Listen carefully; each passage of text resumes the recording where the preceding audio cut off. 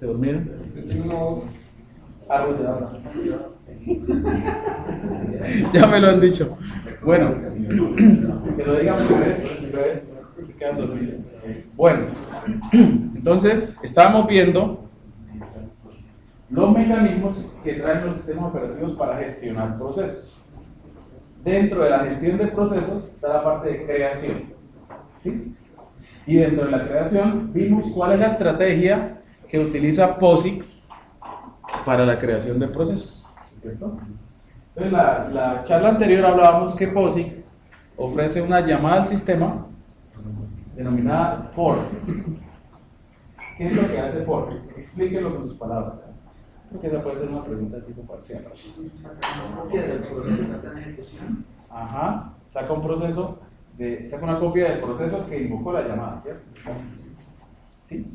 ¿Y esa copia en qué se diferencia con el proceso original? Básicamente en el identificador y en otras cositas que ustedes pueden leer en la ayuda de forma, ¿cierto? Pero digamos que básicamente en el identificador son igualitos.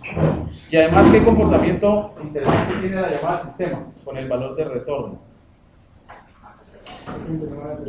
¿Se acuerdan? Ah, bueno, los dos procesos continúan su ejecución exactamente en el mismo punto. O sea, en el valor de retorno de la llamada al sistema. ¿Sí? Pero ¿cuál es la diferencia entre los dos? ¿Se acuerdan? Que llamó la función de devolver el proceso de la copia. De la copia, muy bien. La copia le va a hacer. Así de sencillo, ¿sí o no? O sea que ya en el código ya podemos diferenciar quién es el proceso original y quién es la copia. Sencillo, ¿cierto? ¿Está claro? Bien. Entonces tenemos, aquí en la gráfica, trata de ilustrar eso. Un proceso, hace fork. Eso es una llamada al sistema. Cuando se realiza una llamada al sistema, ¿qué pasa con un proceso que hace la llamada al sistema? ¿Cómo queda él? ¿Qué pasa con él? No. Él se bloquea, ¿cierto? Si se le pasa el control a el sistema operativo. Luego vamos a ver, más tarde en la clase vamos a ver ese mecanismo. Cómo es que un proceso se bloquea y cómo es que se le pasa el control al sistema operativo. ¿Listo? Bien. El sistema operativo recibe el control y pues él puede determinar quién fue el que hizo la llamada al sistema y qué es lo que quiere. ¿Cierto? Entonces él dice, el proceso A hizo la llamada al sistema fork. Por lo tanto, lo que él quiere es crear una copia de sí mismo. ¿Cierto? Entonces, ¿qué hace? Saca la copia. ¿Y qué implica sacar una copia?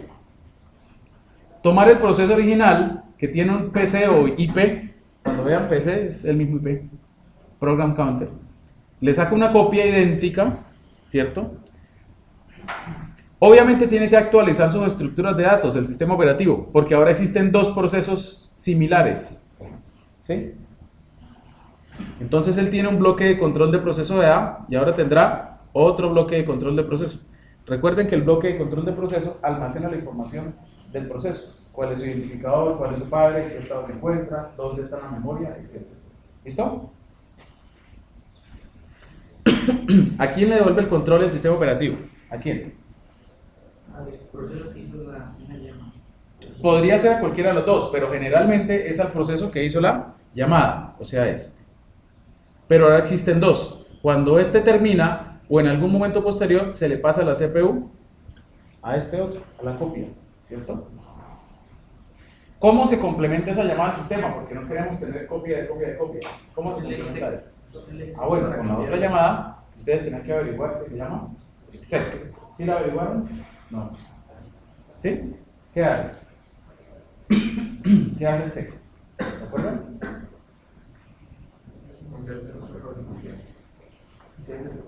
Cambia, ¿cierto? Cambia la imagen de memoria del proceso por la de un programa que se especifica. ¿Cierto? ¿Se acuerdan del ejemplo que hicimos de exec? ¿Qué hacíamos con la llamada al sistema exec? ¿Qué se le pasa como parámetro al exec? No, el mail no. Una ruta de un archivo a ejecutar, ¿cierto? Y los parámetros que deseamos que se le envíen al mail de ese programa, ¿cierto? ¿Se acuerdan o no? ¿Sí? Bueno. Listo. Ahora viene el siguiente concepto. Eso era creación. Dentro de la gestión también tenemos la parte de planificación. La planificación de procesos, básicamente, su definición más sencilla es que es el mecanismo por el cual se determina cuál es el siguiente proceso al que se le asigna la CPU. ¿Sí? ¿Con qué frecuencia se hace eso? La planificación. ¿Con qué frecuencia creen ustedes? Más o menos, sí. La planificación depende, para su implementación, del reloj del sistema. Ya lo habíamos dicho alguna vez, hace rato. ¿Sí? ¿Cómo funciona? Recuerden ustedes que el reloj es un mecanismo que está emitiendo una interrupción de forma continua. Perdón, continua no, periódica. ¿Cierto? Cada tantos milisegundos. Eso se puede configurar. Entonces digamos que cada 10 milisegundos o cada milisegundo el reloj emite una interrupción. ¿Qué pasa cuando el sistema recibe una interrupción?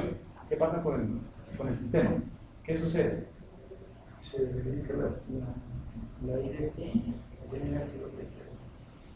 ¿Se acuerdan o no? Esa es otra pregunta tipo parcial, ¿cierto? Describa el funcionamiento del sistema cuando ocurre una interrupción. ¿Se acuerdan ustedes que para poder pasar a modo protegido nosotros teníamos que haber configurado una estructura de datos llamada GDT, que era donde se describían los segmentos? ¿Sí o no? ¿Sí o no? Usted me contestó la pregunta la otra vez. Pero, además, hay que configurar otra tabla que se llama ¿la qué? La IDT. La IDT es la tabla de descriptores de interrupción. Lo que contiene, ¿qué son?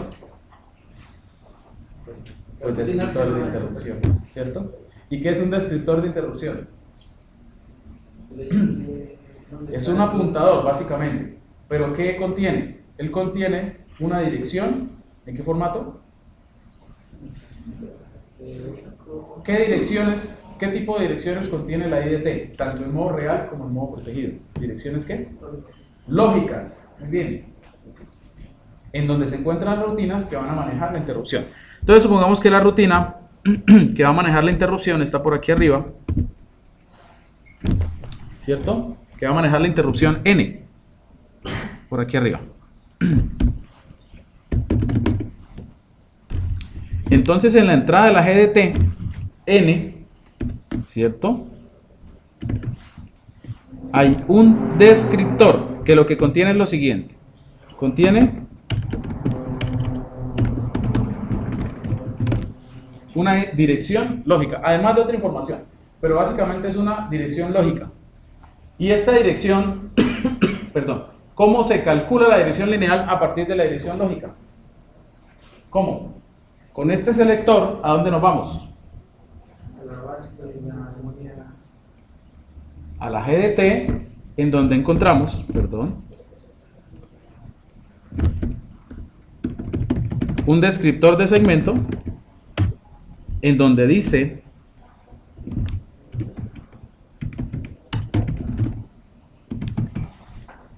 ojo, las rutinas son código, por lo tanto las rutinas tienen que estar dentro de un segmento de ¿qué? De código, ¿cierto? Entonces en la GDT tiene que haber definido un descriptor para un segmento de código y generalmente se define, es un descriptor plano, o sea, con base 0 y límite para 32 bits, ¿cuánto? 4 gigas. Y entonces se le diría, este desplazamiento sería, básicamente, como los segmentos empiezan en 0, pues este desplazamiento sería la dirección desde el inicio de la memoria en donde está la rutina de manejo de interrupción. Miren todo lo que pasa. Eso pasa con cualquier interrupción, incluso con la del reloj. Entonces veamos. Digamos que la interrupción del reloj es la interrupción N. Entonces, ¿qué sucede? Ocurre la interrupción N. El procesador, como él sabe en dónde está la IDT, porque ya la hemos configurado mediante el registro IDTR, él dice, ocurrió la interrupción N. De aquí saca el descriptor de interrupción que dice, busca el selector de código en la GDT, cuya base es ¿qué? 0, y súmele ¿qué? El desplazamiento. Y entonces empieza a ejecutar esta rutina. Generalmente, si estamos hablando de la rutina del reloj, y si ya pasó el tiempo, dentro de esta rutina, en algún momento se tiene que llamar a el mecanismo de ¿qué? De planificación. ¿Sí está claro? ¿Más o menos? Entonces, con palabras, el reloj está emitiendo interrupciones con una determinada frecuencia. Cada vez que el reloj emite una interrupción, se ejecuta la rutina de manejo de interrupción. Entonces el sistema puede decidir, por ejemplo, si el reloj emite una interrupción cada milisegundo, ¿cierto? Entonces el sistema puede dejar pasar 10 interrupciones. O sea, ¿cuánto tiempo? Si la interrupción es de 1 milisegundo, pues 10 milisegundos ocurren en 10 interrupciones. Y a las 10 interrupciones, decir, bueno, ya es hora de quitarle la CPU al proceso que está y de pasársela ¿a qué? Al siguiente proceso. ¿Estamos? O el sistema operativo puede ignorar y puede dejar que el proceso termine y que cuando termine, recuerden que todo proceso cuando termine de forma implícita o explícita hace una llamada al sistema exit. Eso es importante saber. ¿Sí? Cuando el proceso dijo exit, pues también hay que llamar a la rutina de ¿qué? De planificación, porque recuerden la definición de planificación. Dice, es el mecanismo por el cual se determina cuál es el siguiente proceso al que se le asigna ¿qué? La CPU. ¿Estamos? ¿Sí está claro? Bueno. Existen diferentes algoritmos para la planificación que los vamos a ver ahora. Durante la vida de un proceso, este se puede encontrar en diferentes estados. Listo, en ejecución, bloqueado, suspendido. Vamos a ver, ¿qué es eso? Entonces vamos a hablar de los estados de un proceso. Durante su vida, un proceso puede encontrarse en estos o en muchos más estados, pero digamos que conceptualmente estos son los estados más importantes. Vamos a explicarlos uno por uno. ¿Listo? Empecemos por el estado más sencillo, que es el estado de listo. ¿Sí? El estado de listo. Podemos decir que un proceso se encuentra en estado de listo si y solo si se encuentra esperando a que se le asigne la CPU para la ejecución. ¿Ok? ¿Y cuándo un proceso se encuentra listo? A ver, ¿cuándo? Díganme ustedes. Cuando uno manda a ejecutar un proceso con exec, por ejemplo, ¿cierto? Un proceso nuevo. Ese proceso se carga en memoria, ese programa se carga en memoria. Se crean las estructuras de datos, todas, se actualiza el sistema, pero no se le da la CPU, porque puede haber otro proceso ejecutando, ¿sí o no? ¿Estamos? O sea, no es que cuando un proceso diga, yo quiero ejecutarme ya. No, si hay alguien ejecutándose, tiene que esperar. ¿Listo? Es decir, el proceso está así, está listo. Quiero la CPU, pero no la tiene. ¿Sí? ¿Estamos? Por lo tanto, si no tiene la CPU, no se está ejecutando. ¿Listo? Bien. Es decir, que un proceso se encuentra listo cuando es cargado inicialmente por el sistema operativo. Pero hay otro momento en el cual el proceso se encuentra en estado de listo.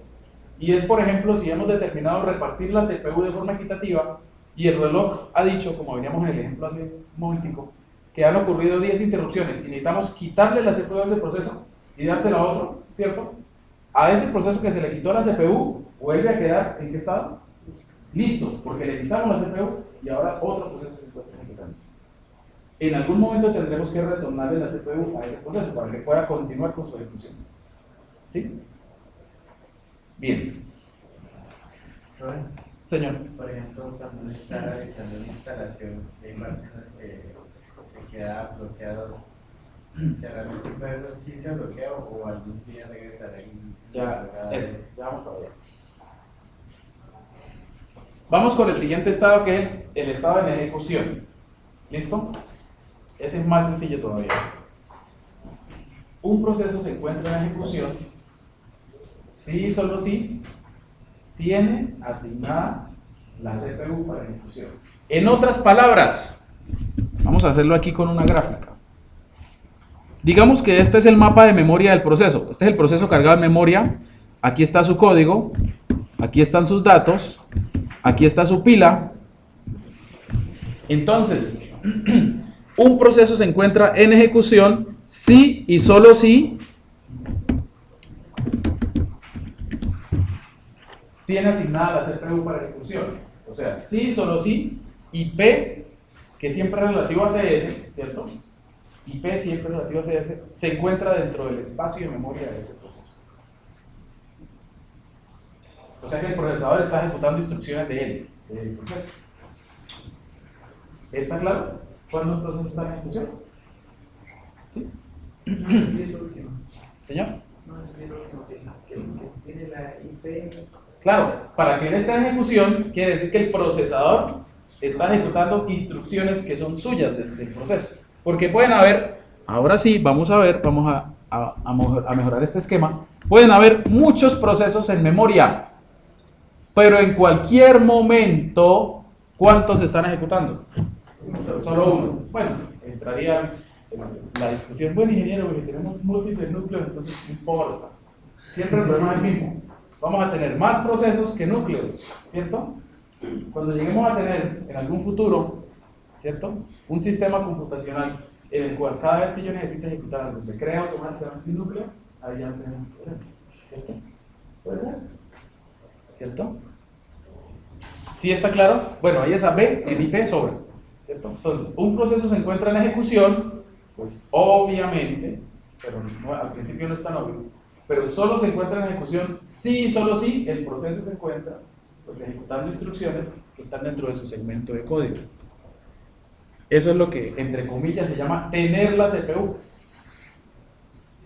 ¿Sí estamos? Siempre que yo diga, se le asigna la CPU, tiene la CPU, es porque ese proceso, efectivamente, es el que tiene asignado el registro IP, que siempre es relativo a CS. ¿Sí es claro eso?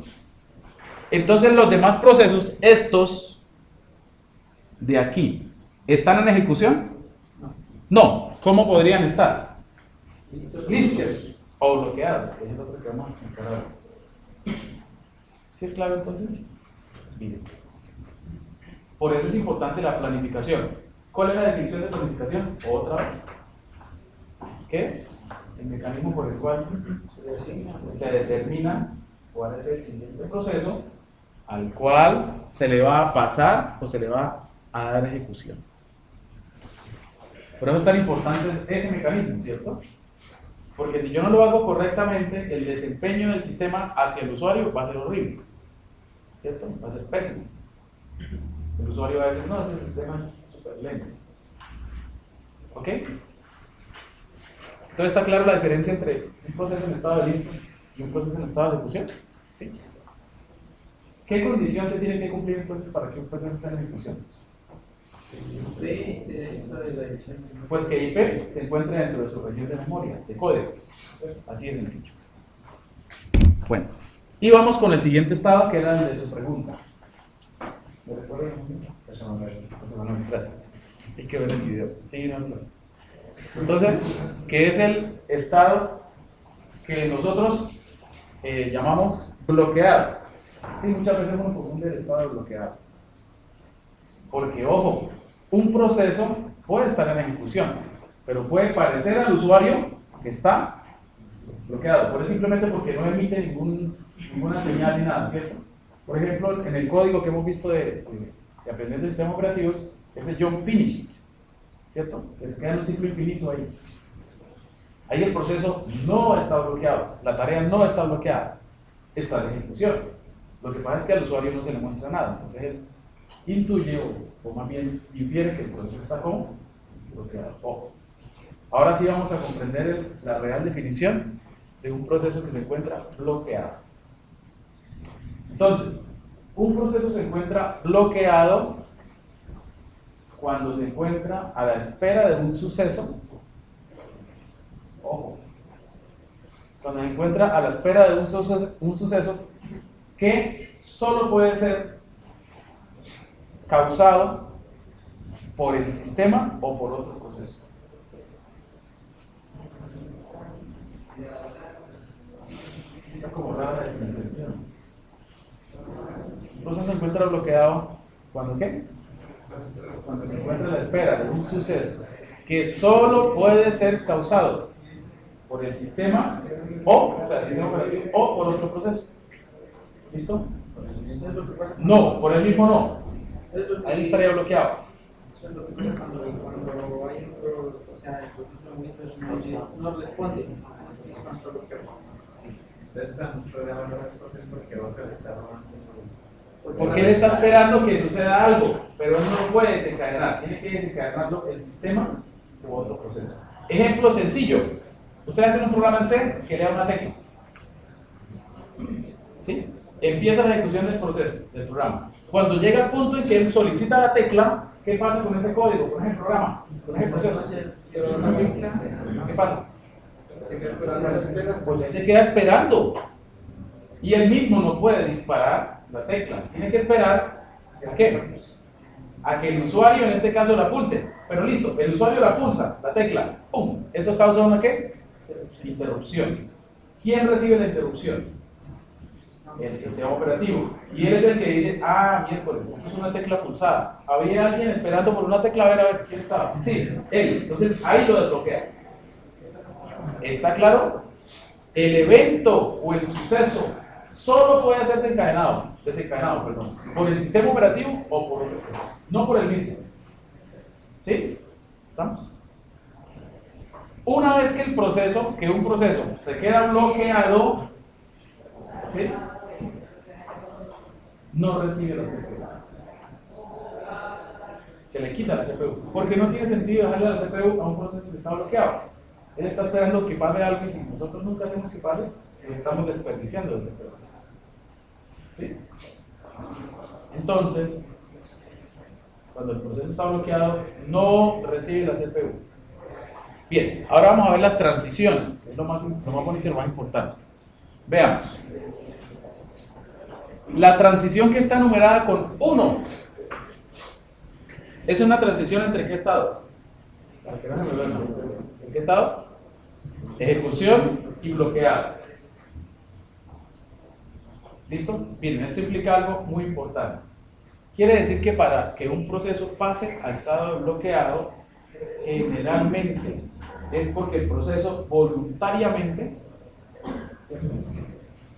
solicitó algo, un servicio, y en ese momento no se le pudo dar. ¿Sí? ¿Sí está claro? Ejemplo típico, leer una tecla. Otro ejemplo, leer un sector de disco. ¿Sí? Otro ejemplo, escribir un sector en el disco. Otro ejemplo, escribir un byte en un archivo. El proceso hace la llamada al sistema. Entonces aquí, generalmente, para que un proceso se bloquee, desde aquí el proceso invoca una llamada al sistema, ¿cierto? Y como ese evento no se puede satisfacer, entonces ¿qué hace el sistema operativo? Con el proceso lo pasa a estado de ¿qué? De bloqueado. ¿Listo? Y el proceso se queda ahí bloqueado. Y ahí se queda. Ahí se queda bloqueado. ¿Sí? Cuando el proceso queda bloqueado, en ese momento, otra vez, el sistema operativo tiene que definir, ¿cierto? Tiene que definir quién recibe la CPU, porque el proceso quedó bloqueado, y por definición, un proceso bloqueado no recibe la CPU, ¿cierto? O sea, que algún proceso que estaba en listo pasa a ¿qué? A ejecución. Bueno, se me olvidó explicar esta, pero esta sí es sencillita. La hemos estado diciendo todo el tiempo. Por ejemplo, el sistema operativo, cuando un proceso está en ejecución, él puede determinar que ya lleva mucho tiempo ejecutándose, que es necesario darle CPU a otro proceso. Entonces, ¿qué hace? El sistema operativo decide unilateralmente, ¿cierto?, quitarle la CPU del proceso para asignársela a ¿qué? A otro. Entonces, un proceso que está en ejecución pasa a listo y algún proceso que estaba en listo pasa a ¿qué? A ejecución. ¿Listo? En algún momento, ojo, algún proceso que está en ejecución o el mismo sistema operativo desencadena el evento que estaba esperando el proceso bloqueado. Por lo tanto, ese proceso no pasa directamente a ejecución porque aquí puede haber alguien en ejecución, sino que ese proceso, ¿cierto? ¿Se va a dónde? A listo. Y esa es la cuarta regla. ¿Sí está claro? Bien. Pregunta. ¿Por qué no existe una transición? Otra pregunta que alguna vez no puede hacer una pregunta. Un éxito, ninguno la contestó. ¿Por qué no existe la transición entre listo y bloqueado? ¿Por qué no existe? Porque el bloqueo lo ejecuta el mismo programa. Excelente, esa es la respuesta. 5. Fácil, fácil, claro. Porque para poderse bloquear el proceso, él tiene que invocar, ¿cierto?, la llamada bloqueante. Y él solo lo puede hacer si se encuentra como en ejecución. ¿Es claro? ¿Sí lo ven? Sencillísimo. Fíjense con un matachito como este, cómo salen preguntas interesantes para el parcial. ¿Sí o no? Tannenbaum explica muy bien este cuento de los estados y interesantes también, ustedes pueden ir a leerlo. Y Carretero también explica los estados. Van a tener que hacer una tareita, que va a ser un punto para ese taller que tenemos pendiente, ¿no? Tienen que investigar, buscar los estados para sistemas operativos Windows y sistemas operativos Linux, porque estos son estados conceptuales, pero los sistemas operativos pueden tener muchos más estados. ¿Sí? O sea, los procesos en los diferentes sistemas operativos pueden tener muchos más estados. Los estados de proceso en Windows y en Linux. Búsquenlos. Transición, allá encontramos estados muy bonitos. Aquí hay uno que no se nombra, por ejemplo, y que Windows, a partir de Windows Vista, utiliza mucho. Es el estado, es un estado como determinado. Por ejemplo, en Windows, fíjense que cuando Windows ustedes cierran un programa e inmediatamente lo abren de nuevo el programa, ¿qué pasa? Arranca rapidísimo, ¿sí o no? Eso tiene una explicación muy sencilla. Cuando un proceso termina en Windows, Windows no descarga de una vez toda la memoria ni borra toda la información del proceso. El proceso queda en un estado ahí, como estado terminado. Ustedes lo van a encontrar y lo van a leer. Eso es lo que tienen que hacer, lo que tienen que investigar. De forma tal que si el usuario vuelve a iniciar el proceso, entonces Windows, fíjense que no se va a demorar leyendo el código de disco, porque ya está cargado de memoria, el programa. Eso hace simplemente que el sistema reinicie las estructuras de datos asociadas con el proceso y le pase el control básicamente al main del proceso. Y ahí vuelve y arranca. Rápido. Ustedes ven que la ventana aparece de una y el programa arranca. ¿Sí o no? Es por eso. Porque Windows no descarga totalmente, no borra de la memoria del proceso, sino que se queda ahí un tiempo. ¿Sí está claro? Bien. ¿Hay alguna pregunta con respecto a este diagrama de estados? Señor. En el anterior habla de estado inactivo. ¿Cuál es? ¿Cómo? Ese sería igual que listo. Sí, podemos decir que sí. O sea, inactivo es que él no tiene la CPU. Pero ustedes van a encontrar, repito, allá en Windows y en Linux, unos estados con un nombre y van a explicar específicamente qué condiciones se deben presentar para cada estado. ¿Listo? Entonces no quiero que inactivo se asocie con listo, porque ese estado puede existir con otras condiciones diferentes. ¿Listo? ¿Está claro? Entonces dejémoslo. En la teoría, en el concepto general, si les pregunta, en el parcial los estados son estos, pero ustedes van a investigar y van a ver cuáles son los estados reales de los sistemas operativos reales. ¿Ok? ¿Está claro? Pero teóricamente, digamos, los estados son estos. ¿Hay alguna pregunta? ¿No? Entonces yo les hago una. ¿Cuántos procesos pueden estar en ejecución? Uno. ¿Cierto? Bueno, y si tenemos múltiples núcleos y el sistema operativo lo soporta, tantos como núcleos tenga, pero para simplificar las cosas, uno. ¿Listo? ¿Cuántos procesos pueden estar o encontrarse en estado de listo? Muchos. ¿Cómo? los que quepan en la memoria, y muchos más inclusive, ya vamos a ver. ¿Sí? Muchos pueden encontrarse en estado de listo. Es decir, que para ese estado tiene que haber alguna estructura de datos que me permita colocar los procesos para luego saber a quién le doy la CPU.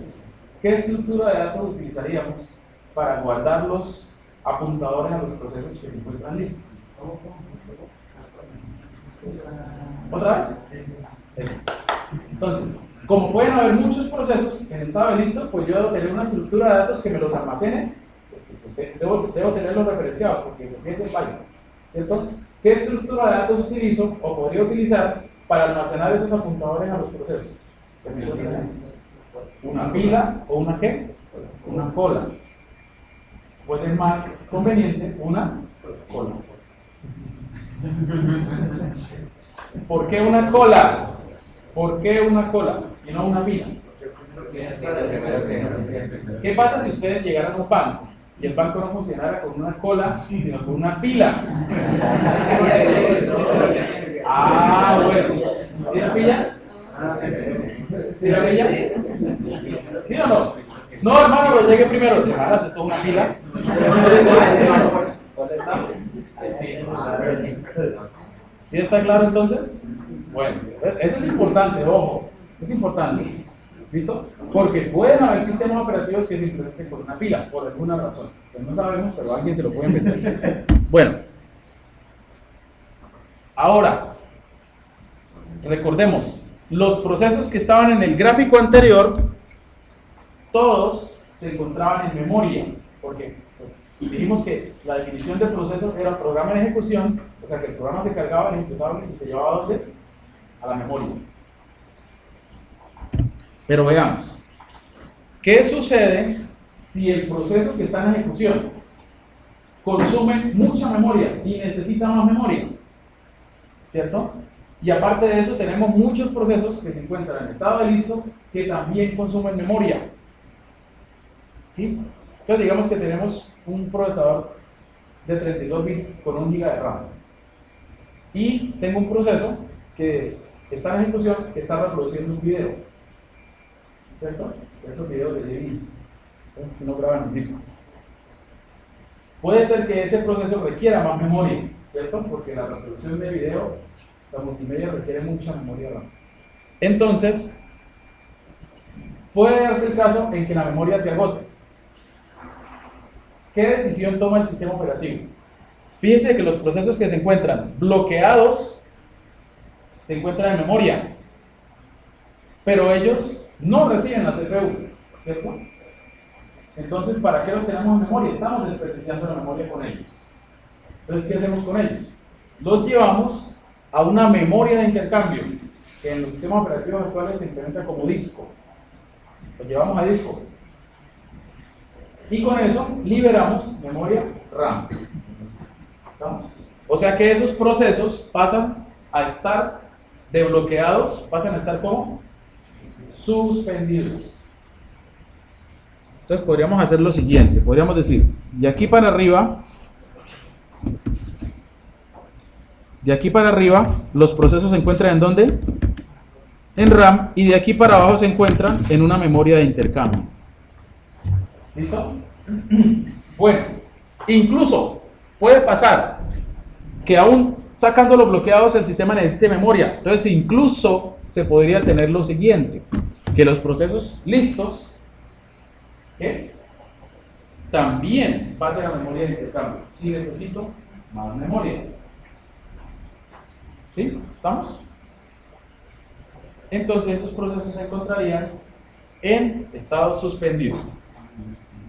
Bueno, ¿en qué momento? Fíjense, ¿en qué momento los procesos bloqueados que están suspendidos pueden pasar de nuevo a listo? ¿Cuándo? No. Cuando la CPU ha terminado que ya quede espacio libre en memoria. Sí. Podría ser, pero no necesariamente. ¿Qué pasa con los procesos bloqueados? Por definición, ¿ellos qué están haciendo? Esperando que suceda algo.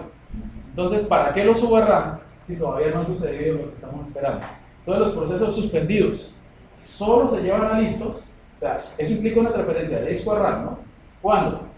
Cuando ha ocurrido el evento que estaba esperando el proceso que estaba bloqueado. ¿Sí o no? Porque fíjense que un proceso, yo puedo hacer un programa en C sencillito que me ocupe mucha memoria y en algún momento requiere la intervención del usuario. ¿Desea continuar, sí o no? Entonces solo tiene que presionar una tecla. ¿Qué pasa en ese proceso? Yo puedo irme a tomar un café, llamar por celular, verme un programa y dejar el proceso ahí, ¿cierto? Entonces no tiene sentido que el sistema operativo esté cada vez que libere memoria subiéndolo otra vez, subiéndolo para volverlo a bajar, subiéndolo para volverlo a bajar. No, solo lo debe subir cuando ha ocurrido el evento que estábamos esperando. ¿Sí está claro? Los archivos suspendidos son como esos TXT fantasmitas que aparecen en una carpeta. No, eso es un copia de seguridad.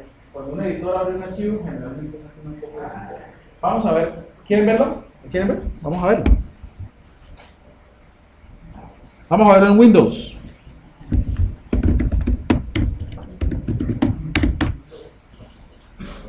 En C. Este es un programita que es muy bonito porque me detecta cómo se encuentra un disco o varios discos con respecto a alemán. No es que esté formateando ni comiéndose el disco, no es un virus. No. Ahí está. Porcentaje. Mientras termina, podemos ver cosas interesantes. Por ejemplo, vamos, tú puedes. Obviamente está monitoreando todo el disco, es un proceso lento. Entonces se demora un poquito, pero vamos a ver si ya podemos extender acá. Dejémoslo ahí quietico, dejémoslo que piense. Y vamos a abrir. Se está comiendo el disco.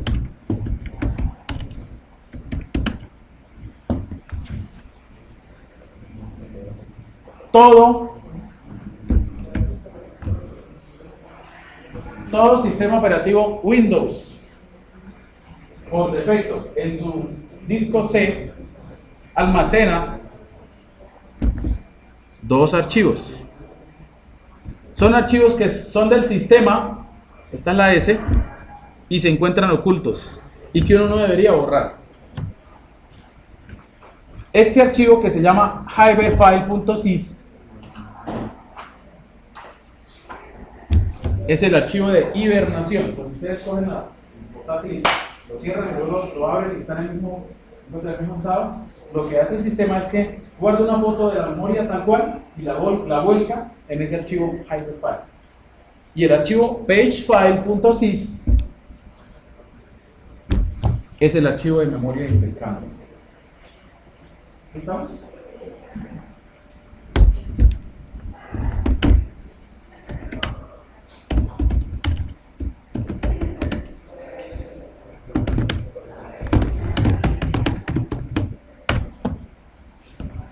Este archivo no se puede modificar porque es del sistema y es oculto. ¿Sí lo ven?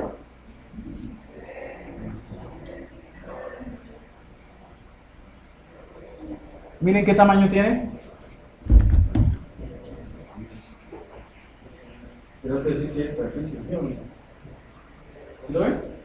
Y miren el archivo de hibernación, qué tamaño tiene. ¿No sabían? Por eso es que ustedes tienen un disco de 80 gigas y cuando apenas lo formatean estaban Windows, ya tienen disponibles 75 gigas. ¿Sí la ven? Porque son archivos necesarios para que el sistema funcione.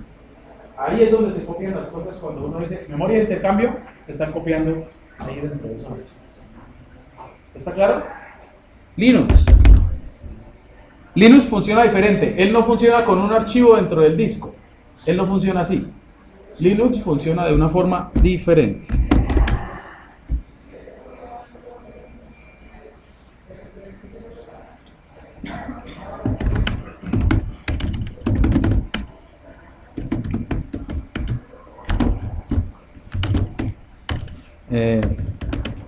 Se llama SDA.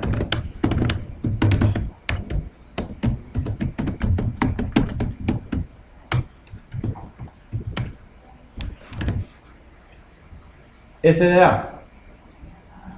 Linux funciona de una manera diferente.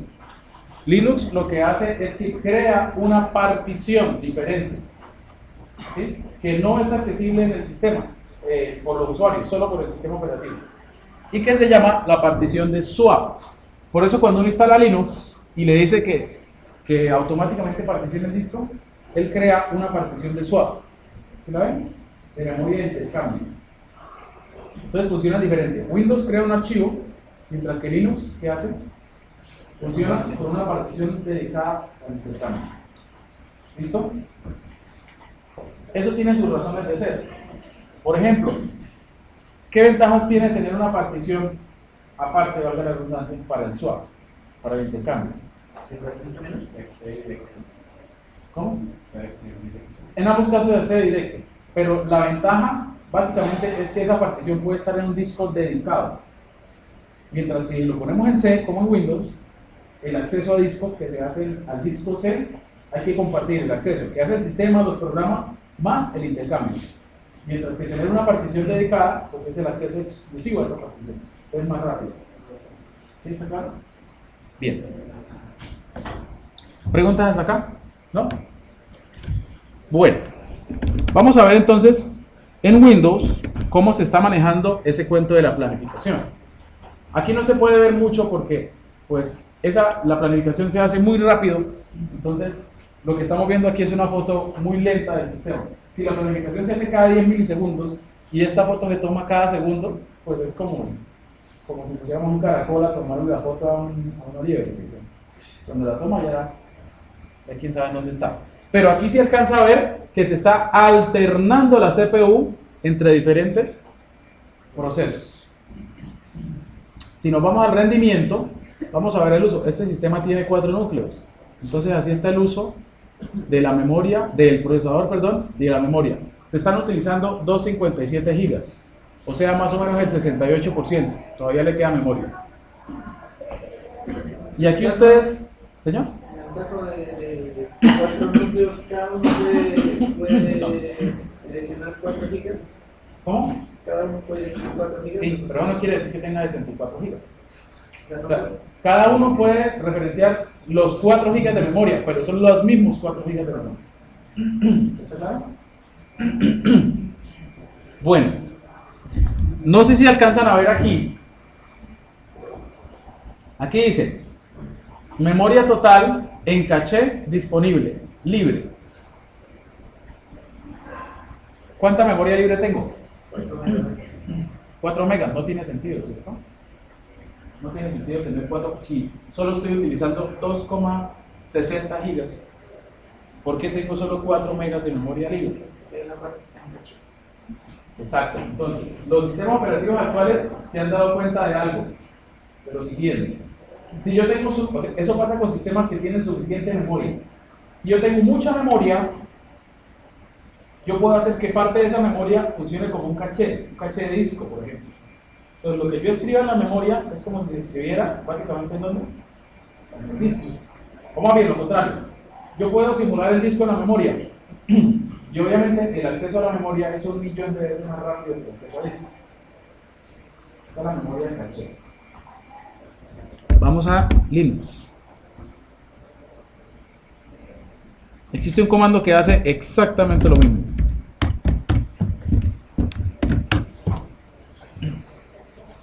¿Sí lo ven? Exactamente lo mismo que Windows.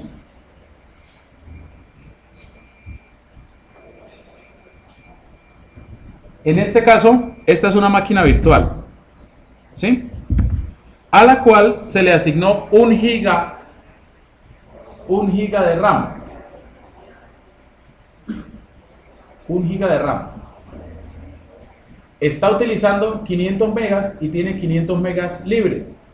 Y la memoria de intercambio tiene el mismo tamaño de la RAM. Y en este momento, pues como todavía tengo memoria RAM libre, ¿para qué utilizo la memoria de intercambio, que es 1.000.000 de veces más lenta? ¿Sí la ven? Y miren lo interesante. De esa memoria de intercambio se tienen 270 megas en caché. Entonces, ¿qué es lo que acabamos de decir? Que se están esos 70 megas, perdón, forman parte de estos 503 megas usados. O sea que el sistema en realidad realmente está utilizando ¿cuánto? Más o menos 250 megas. Y aparte de eso, tiene en caché 270 megas de memoria de intercambio. ¿Para qué? Para mejorar el desempeño. Si tengo suficiente memoria disponible, pues yo puedo hacer que la memoria de esto se encuentre en RAM, en caché. ¿Listo? Señor. No, pero no debe superar cierto tamaño, porque entonces uno estaría tentado a hacer lo siguiente. Eso se puede hacer. Vamos a hacerlo. ¿Dónde estamos? Sistema.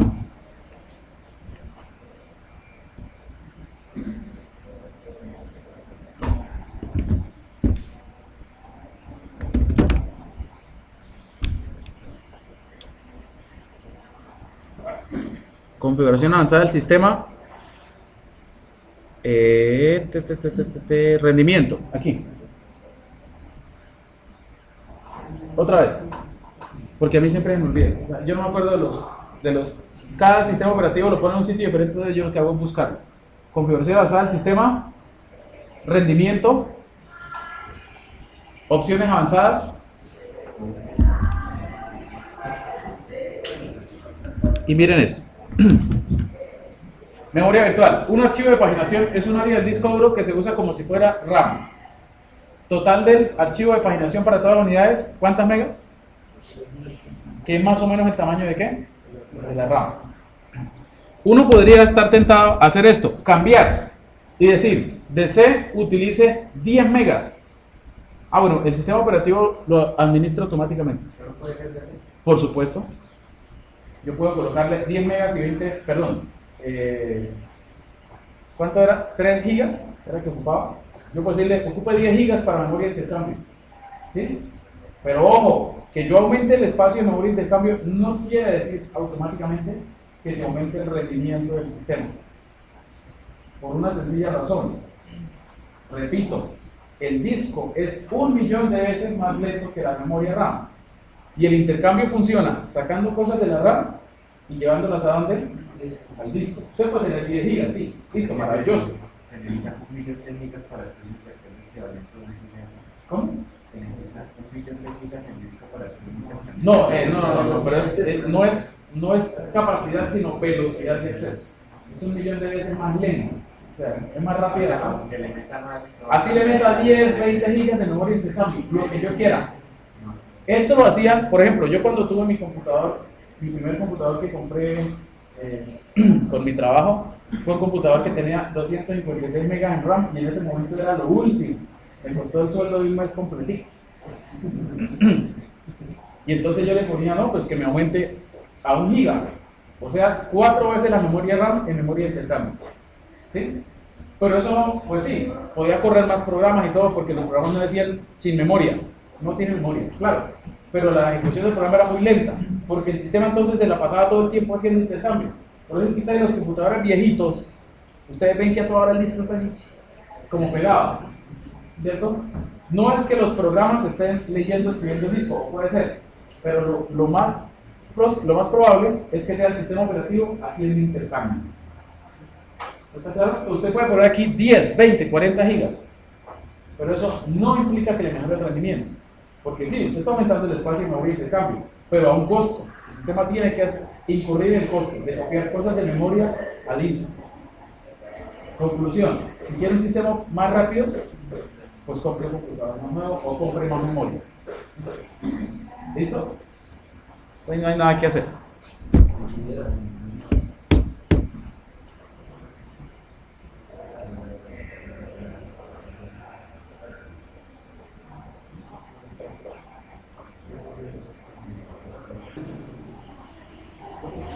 Bueno,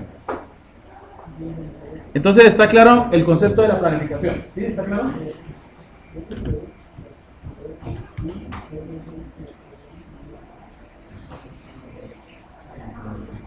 Entonces, estos son los estados desde el punto de vista conceptual, los estados básicos. Pero en la vida real, ustedes se van a encontrar que dependiendo de las complejidades y de los algoritmos del sistema operativo, pueden haber muchos estados en el medio. Incluso algún estado que lo vemos aquí como bloqueado, de pronto los sistemas operativos actuales aparecen no es 1 sino 3 o 4, ¿sí? Dependiendo de cómo funciona el sistema. Entonces ustedes tienen que buscar, repito, y eso va a formar parte del primer taller, esos estados.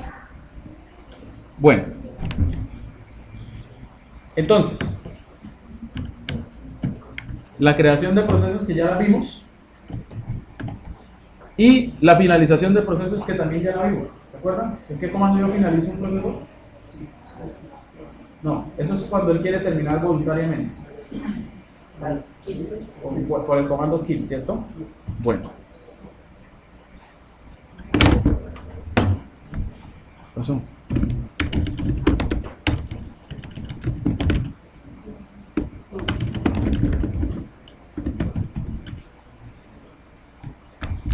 Kill es un comando del shell, ojo, pero también es una llamada al sistema.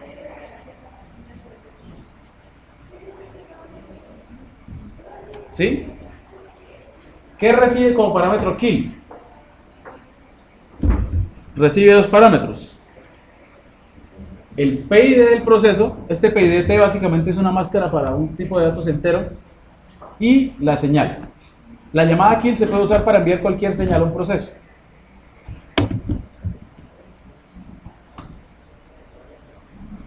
¿Listo? Entonces ahí hay una ayuda de lo que es kill. Y la otra, bueno, hay una cosa con los manuales. Ustedes ven que algunos comandos vienen acompañados de un numerito. ¿Sí lo ven? ¿Sí? El manual tiene varias secciones, varios tomos, por decirlo así. Entonces aquí está diciendo que la ayuda para exit se encuentra en el tomo ¿qué? 3. Entonces si ustedes quieren ir a ese tomo, ustedes le dicen man del tomo 3 exit. ¿Por qué? Porque si ustedes dicen, por ejemplo con kill, man kill, sale una ayuda, ¿cierto? ¿Sí la ven? Pero esta ayuda de kill no es de una llamada al sistema, sino de un comando que uno da dentro del shell. ¿Sí ven la diferencia? ¿O no la ven? ¿Sí la apreciaron o no? ¿No la vieron? Veamos. ¿Cómo puedo yo interpretar la ayuda y saber qué es de un comando o de una llamada al sistema? Muy sencillo. Cuando hablamos de comandos acompañados de ¿qué? De una serie de parámetros. ¿Sí lo ven? Ahí se ve muy claramente que esto es un comando del shell, que uno da desde un shell, desde aquí. Desde aquí, desde un shell. Diferente, bueno, y si ustedes miran la misma ayuda, al final dice, vea además, esto es muy importante, ¿no? Y dice kill, pero en la página de manual, ¿cuál? 2. Porque ¿cuál página de manual estábamos viendo? La 1. Generalmente la 1 incluye son comandos del shell. Si yo le digo man kill, me manda él busca la primera que encuentre. Pero yo le puedo decir man 2 kill, y ahí sí me muestra. Y ahora sí ven la diferencia entre un comando y una llamada al sistema. Cuando yo estoy viendo la ayuda de una llamada al sistema, se me muestra los encabezados que necesito incluir y además el prototipo de la función o de las funciones que voy a utilizar. ¿Sí está claro entonces la diferencia de la ayuda y el manual? ¿Sí? Bueno. ¿Sí está claro? Bien. Bueno. Perdón. Entonces, vamos a hablar de la planificación y luego retornamos a la gestión de los procesos como tal. ¿Listo? Bien. Entonces, ¿con cuál? No, pues antes de eso, otra forma de terminar procesos, la que ustedes ya saben, exit, ¿cierto? Que esa se encuentra en standard lib. Por eso es que uno siempre debe incluir standard input output, o sea, la famosa estadio y standard lib. Dice, la función exit produce la terminación normal del programa y la devolución del status 037 al proceso padre. Véase wait. Bueno, o sea que aquí nos están diciendo varias cosas. Todo proceso en Linux tiene un proceso padre, ya lo vimos. Porque para crear procesos siempre se debe hacer a través de una llamada for. Entonces, padre y hijo. ¿Listo? Si el padre quiere esperar a que el hijo termine, porque recuerden que en el ejemplo anterior el padre no esperaba, él terminaba de una. ¿Sí se acuerdan? Bueno, si el padre quiere esperar hasta que el hijo termine, tendría que invocar una llamada al sistema. ¿Cuál? Wait. Pues que no necesita mayor explicación, que la podemos, obviamente tiene un formato y unas cosas que la vamos a ver, pero conceptualmente, con el nombre ya podemos saber más o menos para qué sirve. ¿Qué hará el wait? Pues esperar. En este caso, ¿esperar a qué? A que el hijo termine. Dice además, antes se llama todas las funciones registradas con atexit y onexit en orden inverso a su registro, y todos los flujos abiertos se vuelcan y se cierran. Los ficheros creados por temfile son eliminados. No sé si ustedes sabían que uno puede registrar funciones que se van a ejecutar antes, o sea, cuando el programa ha terminado, pero antes de destruirlo.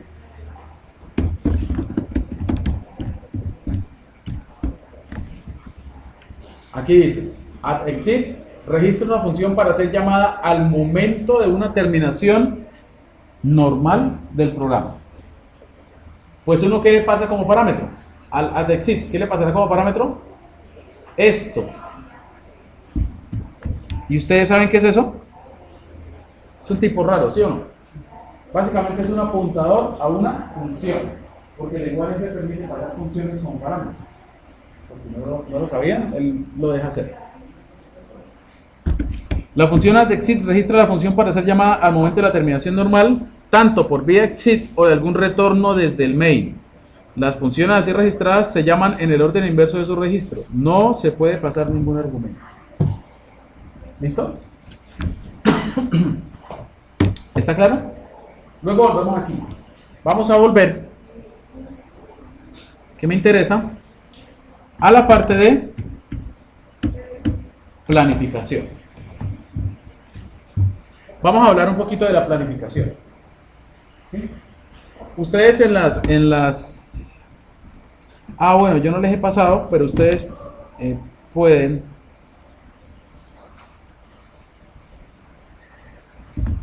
descargar de internet las diapositivas del libro de Tannenbaum. ¿Sí? Ustedes buscan, venga, lo buscamos aquí para que ustedes vean.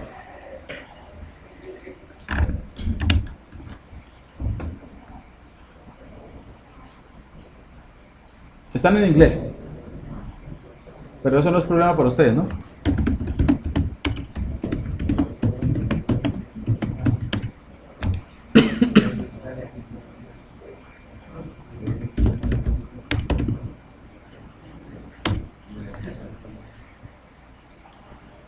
En algún lado están las diapositivas de Tannenbaum.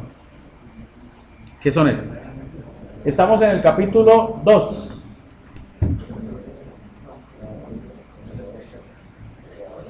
Y ahí explican varias cosas importantes de procesos.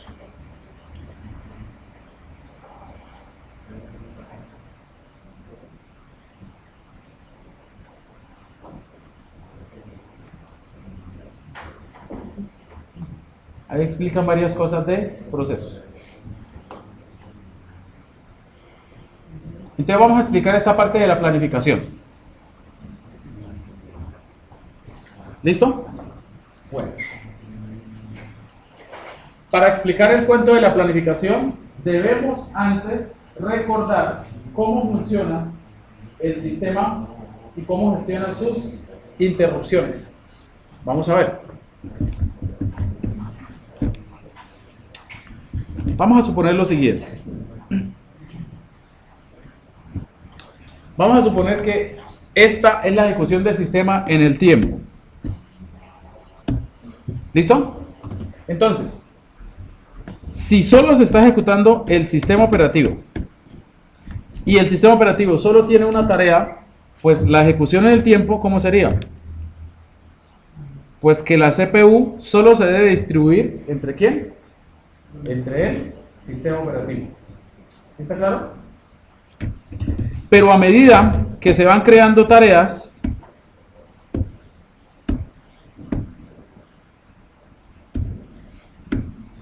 la CPU tiene que distribuirse entre el sistema operativo y, ¿qué?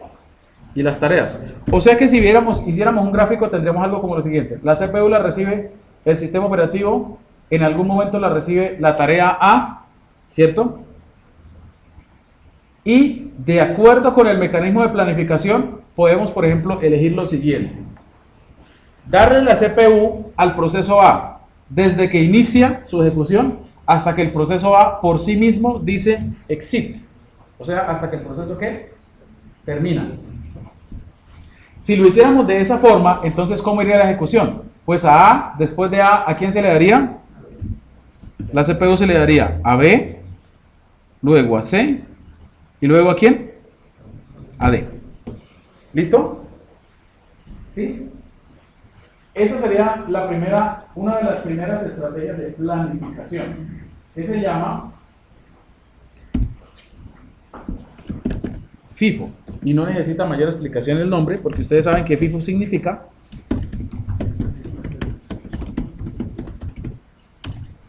First in, first out. Primero en llegar, primero en ser ¿qué? Atendido. ¿Listo? ¿Sí está claro? ¿Hasta ahí está claro? O sea, en la planificación FIFO, ¿sí?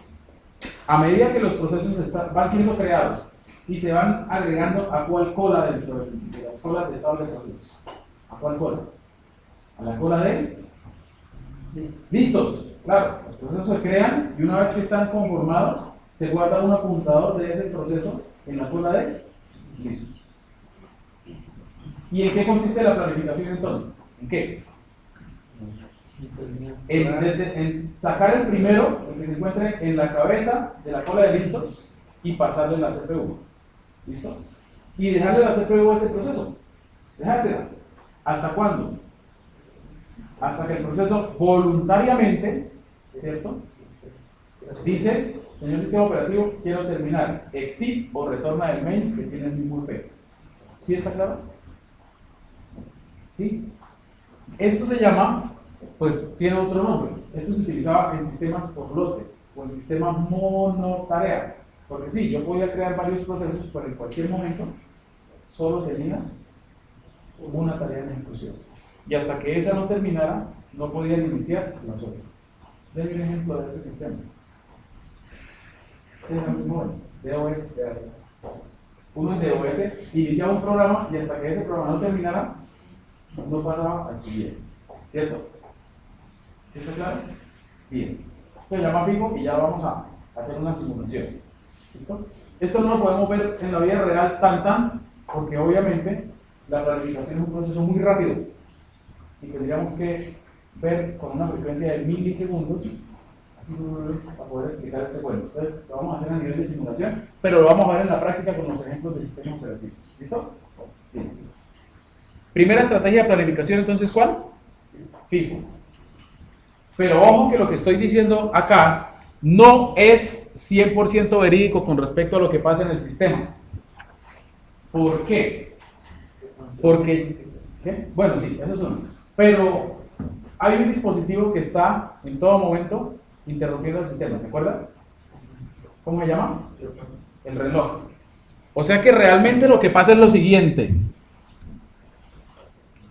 Eso es lo que vemos a alto nivel. Pero a bajo nivel, lo que pasa es que en la ejecución, ahí nos alcanza a ver.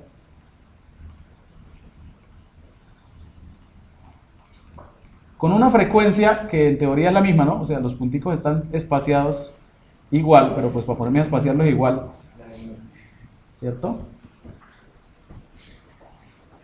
En unos momentos, la CPU se le quita al proceso o al sistema operativo y se le devuelve a la rutina de manejo de interrupción del reloj. Lo que pasa es que ese intervalo de tiempo, esa ejecución, es tan pequeña que es despreciable con respecto a la CPU que se le asigna a los procesos. ¿Sí está claro? Pero en todo momento la CPU se está alternando entre las rutinas de manejo de interrupción y la tarea que se está ejecutando. La tarea llámese sistema operativo o llámese proceso. Porque recuerden que para el procesador no hay diferencia entre las tareas. Todo el código en ejecución se llama tarea para el procesador. ¿Sí? Otra vez. Siempre, en todo momento, bueno, a no ser que uno deshabilite las interrupciones, que también se puede hacer, pero cuando las interrupciones están habilitadas, el timer está interrumpiendo. O sea que esa línea recta que uno ve, si uno le hace un zoom, así, un zoom grande, que yo lo puedo representar aquí como rectángulos, uno lo que vería es lo siguiente. La tarea, el código en ejecución recibe la CPU. Y cada vez que ocurre una interrupción del reloj, se le pasa el control a la rutina de manejo de interrupción del reloj, que retorna el control a la misma tarea. O sea, esto es como un zoom de esto. Pero este tiempo es despreciable con respecto a este. Entonces, en términos de la planificación, ese tiempo no se considera. Pero realmente, si hiciéramos esa gráfica con el detalle que es, eso se hace cada 10 milisegundos o cada milisegundo como uno configura el reloj. ¿Sí está claro entonces? ¿Sí? O sea que esta línea que yo había pintado aquí como que el sistema operativo recibe el control, pero una vez que le ha pasado el control a una tarea, no vuelve a recibir el control, no es cierta, porque las rutinas de manejo de interrupción forman parte ¿de qué? Del sistema operativo. O sea que lo que pasa en realidad es esto. Para ser fieles a la verdad, la tarea recibe la CPU, pero cada intervalo de tiempo hay una interrupción, ¿se le pasa el control a quién? Al sistema operativo. Pero él le retorna el control, ¿a quién? A la tarea que se estaba ejecutando. O sea, el sistema operativo siempre, alguna parte del sistema operativo, siempre en algún momento está recibiendo el control. ¿Sí está claro? Y si por ejemplo uno pulsa una tecla, bueno, pues pulsar una tecla también es una interrupción. Entonces, también ocurre ese proceso. ¿Está claro entonces? FIFO. Ya lo vamos a modelar. Quiero que los tengamos claros conceptualmente. Ventajas de FIFO. ¿Cuáles serán las ventajas de FIFO? Fácil de implementar, porque el algoritmo es básicamente implemente la lista, la cola de listos como un arreglo o como una cola. ¿Y qué haga? Saca el primero de esos procesos, ¿cierto? Asigne la CPU. Y luego vemos cómo se hace el proceso de asignar la CPU. En algún momento el proceso termina, ¿cierto? En algún momento el proceso termina. Entonces, en ese momento, cuando un proceso termina, él lo hace a través de una llamada del sistema. O sea que le pasa el control a quién? Al sistema operativo. Y en ese momento el sistema operativo dice, bueno, usted ya terminó, listo. Entonces destruyo sus estructuras de datos, libero la memoria, ¿y ahora qué hago? Busco en la cola de listos, otra vez la cabeza de la cola, ¿cierto? Entonces siempre voy sacando el primero, lo que pasa en los bancos. Uno llega y lo van atendiendo de esa forma. ¿Sí? Desventajas. ¿Cuál era? Pues precisamente la misma. Mientras un proceso no termine, no puede iniciar el otro. Entonces no se podría tener un sistema multitarea como tal, como los de hoy en día. Para nosotros, un sistema operativo que solo permite ejecutar una tarea del tiempo no nos sirve, ¿cierto? ¿Sí? Como usuarios finales. ¿Estamos? Bien. Siguiente. Otra vez. Siguiente aproximación, que sería, bueno, entonces en esto de la planificación voy a quitar el sistema operativo de la ecuación y solo voy a dejar a las tareas, porque ya nos dimos cuenta, o ya les expliqué, que siempre el sistema operativo de todas formas recibe el control de la CPU por pequeños instantes, ¿cierto? Bien. Eso es clave, porque eso le permite al sistema operativo tomar la decisión de devolverle la CPU a la misma tarea o pasarle la CPU a una tarea diferente. ¿Sí ven que eso es clave? ¿Esos punticos son claves? Bueno, entonces va de nuevo. Tenemos la tarea A, tenemos la tarea B, tenemos la tarea C y por ejemplo la tarea D. La siguiente aproximación, seguimos con mejorando FIFO. ¿Sí? Es la siguiente. Supongamos que el sistema operativo pudiera calcular el tiempo de ejecución de una tarea. ¿Sí? Supongamos eso. O sea, que él pudiera determinar de antemano cuánto la tarea va a tardar en ejecutarse. ¿Sí? ¿Cuál sería entonces una mejora a FIFO? Una cola con prioridad. Una cola con prioridad, en la cual la prioridad es el tiempo de ejecución de la tarea. Entonces, sería algo como lo siguiente. Suponiendo, ojo, que todas las tareas se encuentran en la cola de listos, porque la planificación en cualquier momento, y eso es muy importante, pregunta tiempo parcial. ¿Quiénes son los procesos que se consideran para planificación? Los que se encuentran en la cola de listos, no los que no han llegado. Los que en el momento en que el sistema tiene que, a ver, tengo que hacer planificación, ahí yo miro cómo está la cola de listos, ni antes ni después, en el momento. Entonces vamos a suponer que ya todos los procesos se encuentran en la cola de listos y que tienen el siguiente tamaño, proporcionalmente. ¿A quién le toca la CPU si todo ya se encuentra en estado de listo? ¿A quién? ¿A quién? A C. ¿Sí lo ven? ¿Por qué a C? Pues por lo que estábamos diciendo. Entonces, ese algoritmo se llama SJF. ¿Qué quiere decir? Shortest Job First. O sea, primero, el trabajo más corto. O sea que primero se ejecutaría ¿quién? C. Una vez que C termine, ¿quién se ejecutaría? B. Una vez que B termine, ¿quién se ejecutaría? D. Y una vez que D termine, ¿quién se ejecuta? A. ¿Es claro conceptualmente entonces SJF? Sí, no hay problema, ¿cierto? Bien. Recuerden, solo para recordarles, que en todo momento, o más bien, periódicamente, hay alguien que está ¿qué? Interrumpiendo. Aparte, por ejemplo, de las interrupciones de teclado, cada vez que yo teclado, y aparte de eso también el reloj está interrumpiendo. Aparte del mouse, o sea, cada vez que yo muevo el mouse, también hay una interrupción. ¿Sí ven? O sea que el sistema operativo también está recibiendo ¿qué? El control. Pero ese tiempo que él se demora en hacer, en manejar la interrupción, es proporcionalmente insignificante con respecto al tiempo que se le asigna a los procesos. ¿Sí es claro? ¿Es claro eso? Bien. Entonces, en los diagramas de planificación, el sistema operativo no va a aparecer, solo van a aparecer las tareas, los procesos, pero teniendo claro que en cualquier momento el sistema operativo puede tomar una decisión de alterar a quién le da el. ¿Listo? Bien. Siguiente. Entonces, otra. Ay, se me olvidó tomar foto. Yo aquí puedo tomar foto. Bueno, aquí. Listo. Siguiente. Otra vez. Proceso A. Aquí la explicamos conceptualmente. Ahorita la vamos a simular. ¿Listo?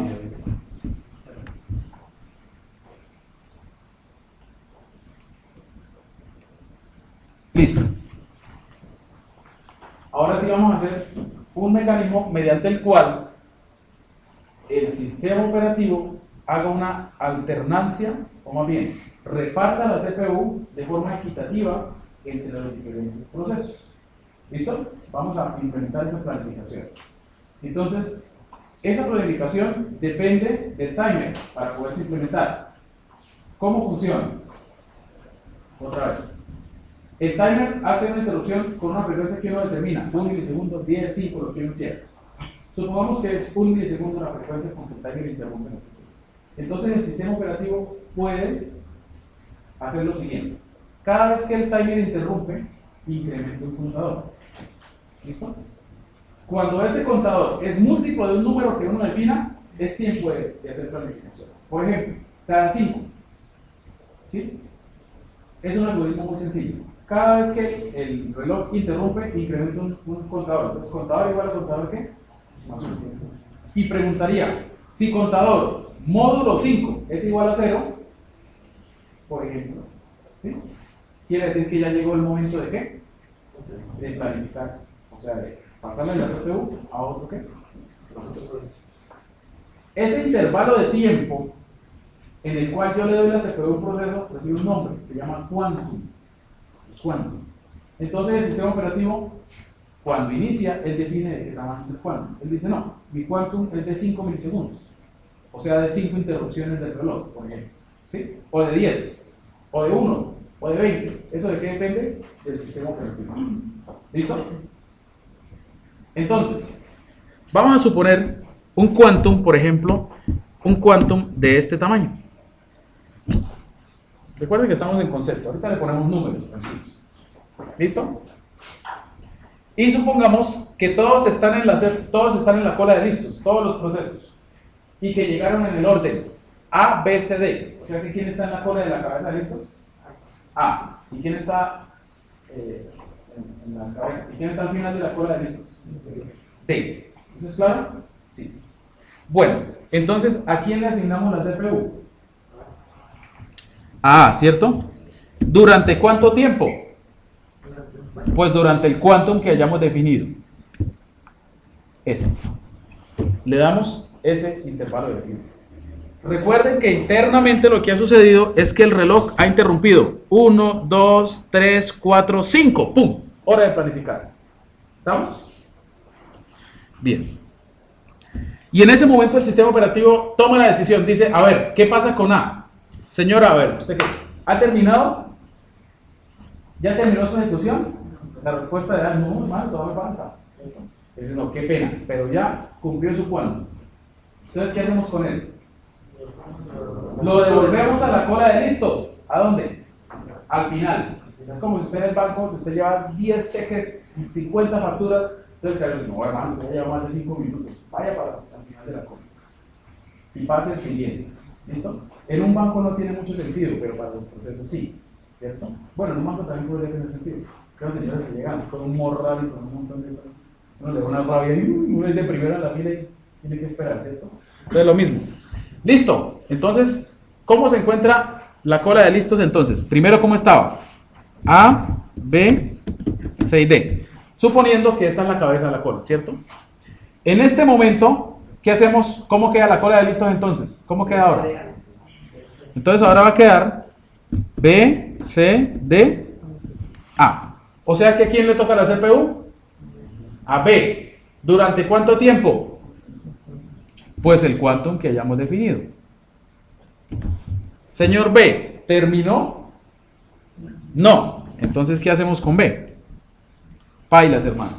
Se va para el final de la cola. ¿Listo?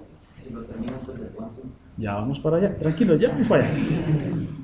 Listo. Ahora le toca la CPU ¿a quién? A C. Y va a pasar precisamente eso. C tiene este tiempo de ejecución, pero el quantum es más grande, ¿cierto? No se nota ahí mucho, pero sí es más grande. Entonces, ¿qué va a pasar? Pues que cuando él termine, por ejemplo, si eran 5 segundos, entonces apenas van 3 segundos, o milisegundos, bueno, 3 milisegundos, ¡pum! Y C voluntariamente ya terminó, dijo, señor sistema operativo, termine exit, ¿cierto? Entonces, ¿qué hay que hacer en ese momento? Pues lo mismo que hemos estado haciendo. Cuando el sistema operativo necesite saber cuál es el proceso que continúa la ejecución o que va a recibir la CPU, aplica el algoritmo de planificación tal cual como le haya definido. ¿Listo? Entonces, ¿qué pasa ahí? ¿Cómo está la cola de listos en ese momento? D, A y B. O sea, que simplemente, ¿qué hace el sistema operativo? Pues a D le asigna ¿cuánta CPU? Pues todo el quantum que necesita D, ¿cierto? No, ¿por qué el puchito? O sea, lo que no aprovechó se perdió. No se pierde. Simplemente se le asigna. Exacto. Es como si usted fuera al médico y las citas son cada 15 minutos y la persona que iba antes de usted terminó a los 7 minutos. Pues de buena usted se corre, pero su ejecución apenas empieza van a ser 15 minutos. ¿Sí está claro? Bueno, ¿y qué pasa? Ojo, ¿qué pasa si en ese momento llega otro proceso? Porque los procesos se están creando en todo momento, ¿sí o no? ¿Qué pasa con un proceso que llega? Nuevo, para la cola, hermano. ¿Y a dónde? Al final de la cola. ¿Eso está claro? ¿Sí? Solo hay un conflicto que hay que solucionar. ¿Qué pasa si exactamente en el momento en que, por ejemplo, aquí cuando A Cuando A terminó, le tocaba volver a la cola, ¿cierto? ¿Qué pasa si en ese preciso momento se crea un nuevo proceso? ¿Sí? Entonces hay como un choque. Entonces, eso depende del sistema operativo. Pero en la teoría, conceptualmente, lo que vamos a hacer primero es que primero siempre tienen prioridad las llegadas de nuevos procesos. ¿Cierto? A excepción de FIFO, porque el FIFO sí, de malas, va para el final de la cola. ¿Estamos? O sea, si en el momento aquí hubiera sido A y hubiera llegado un proceso E al mismo tiempo, entonces ¿quién hubiera quedado? Primero llega E y luego se saca a A en la CPU y se lo cuenta. ¿Sí está claro entonces? Bueno, entonces vamos a hacer una simulación de la planificación.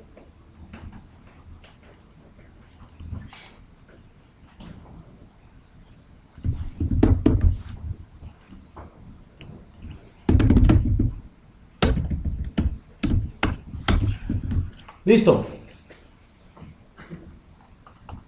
Vamos a ver esta simulación de una planificación. Entonces, vamos a ver. Y esto que estamos viendo aquí, lo que vamos a ver aquí, esto es lo que se les preguntaría en un punto del parcial. Este es un punto fijo del parcial, planificación, el primer parcial. Se las estoy cantando, ¿no? Para que después no digan que qué tipo de preguntas hay. Entonces, de planificación fijo, hay un punto de planificación en el primer parcial. ¿Listo? Bueno, listo. Entonces, supongamos que tenemos los siguientes procesos: A, B, C, D, E, F y G. Tenemos esos procesos. ¿Listo? La prioridad por ahora no la tengamos en cuenta. Veamos el tiempo de llegada y el tiempo de ejecución. ¿Listo? ¿Sí? Bueno. El tiempo de llegada, pues, ¿qué unidades de tiempo se toman aquí? Simplemente unidades de tiempo, no nos complicamos con segundos, milisegundos, no, unidades de tiempo, estándar. ¿Listo? Estamos haciendo una simulación. Entonces, ¿qué quiere decir este tiempo de llegada? Quiere decir lo siguiente. En t igual a 0, en la simulación, ¿quiénes han llegado? En t igual a 0. D y E. ¿Listo? C llega en tiempo 2, G llega en tiempo 7, A llega en tiempo 8, F llega en tiempo 9. Y vamos a suponer, porque como estamos simulando, vamos a suponer que conocemos el tiempo que ellos demoran en ejecutarse, porque en la vida real, ¿eso qué? Eso tal vez no se pueda saber muy bien, porque la mayoría de programas tienen interacción con el usuario, entonces depende de lo que el usuario se demore. Pero para programas que no tienen ningún tipo de interacción sí se podría calcular el tiempo. ¿Sí? Se hace un promedio histórico de cuánto ha demorado en ejecutarse y se toma ese tiempo como tiempo de ejecución. ¿Listo? Pero como estamos en la teoría, pues sí podemos poner un tiempo. Entonces, por ejemplo, el proceso D, ¿qué pasa? Llega en t igual a 0 y ¿se demora cuánto?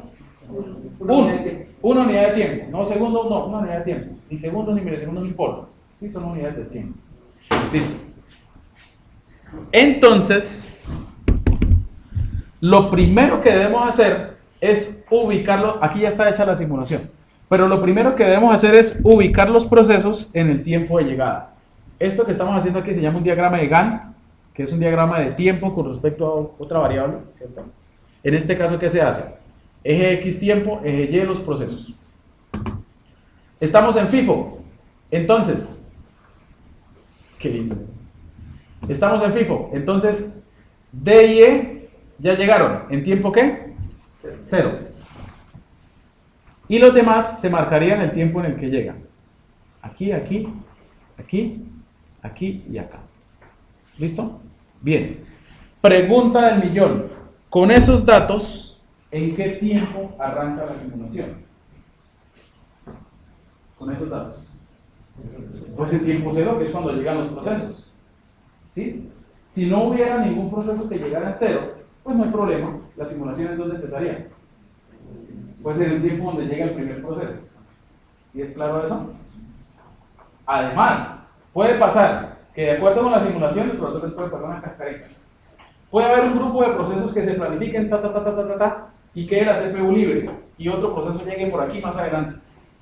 ¿Sí? Eso también es válido, totalmente, ¿cierto? Conceptualmente y en la práctica.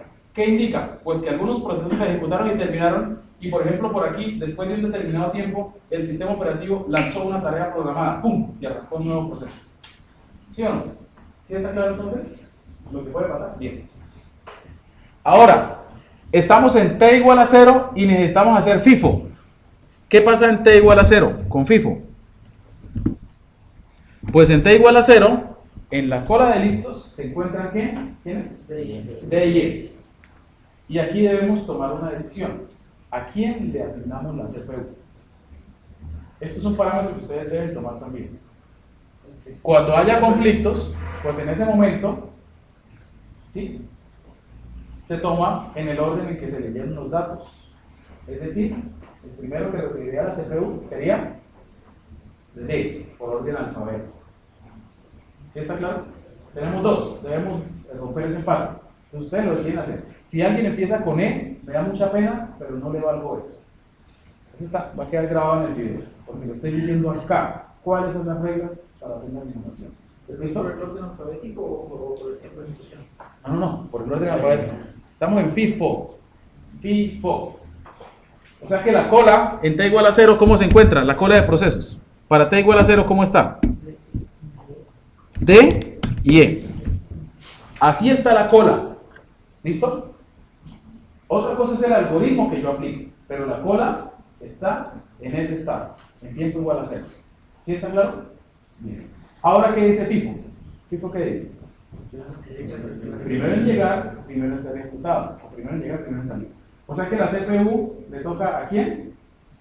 A D. ¿Cierto? ¿Sí?